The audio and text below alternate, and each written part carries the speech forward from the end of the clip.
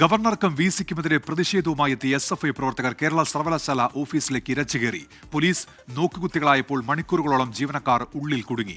CPIM സംസ്ഥാന secretary MV Govindan സർവകലാശാലയിലെത്തി സമരക്കാർക്ക് പിന്തുണ അറിയിച്ചു. അതേസമയം സർവകലാശാല ഭരണം പ്രതിസന്ധിയിലേക്ക് നീങ്ങുകയാണ്. താൽക്കാലിക VC നിയമനത്തിൽ വിധി പറയുന്നത് ഹൈക്കോടതി മാറ്റി.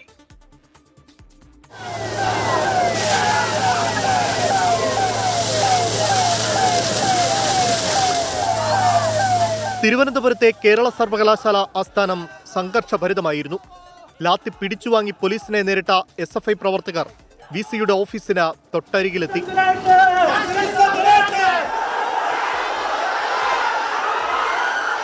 സംഘർഷാവസ്ഥയ്ക്കിടെ CPIM സംസ്ഥാന സെക്രട്ടറി MV ഗോവിന്ദനെത്തി സമരത്തിന് പിന്തുണ പ്രഖ്യാപിച്ചു.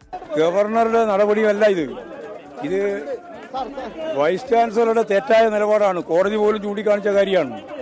അപ്പോൾ എന്തും ചെയ്യാം എന്ന ഒരവസ്ഥ ഒരു തരത്തിലും അനുവദിക്കുന്നതല്ല. VCയും സിൻഡിക്കേറ്റും രണ്ട് തട്ടിൽ നിൽക്കുന്ന കേരള സർവകലാശാല ഭരണ പ്രതിസന്ധിയിലേക്ക് നീങ്ങുന്നു. രജിസ്ട്രാർ KS അനിൽകുമാറിന്റെ നിർദ്ദേശം പാലിക്കേണ്ടെന്ന് താൽക്കാലിക VC സിസ തോമസ് നിർദ്ദേശം നൽകി. അനിൽകുമാറിനെ തിരിച്ചെടുത്ത സിൻഡിക്കേറ്റ് നടപടി റദ്ദാക്കാൻ ഗവർണർ തീരുമാനിച്ചെങ്കിലും ഉത്തരവിറക്കിയിട്ടില്ല. അതിനിടെ കേരള ഡിജിറ്റൽ സാങ്കേതിക സർവകലാശാലകളിൽ താൽക്കാലിക VCമാരുടെ നിയമന കാര്യത്തിൽ ഹൈക്കോടതി വിധി പറയുന്നത് മാറ്റി. തിങ്കളാഴ്ചയാവും വിധി പറയുക. 24 തിരുവനന്തപുരം.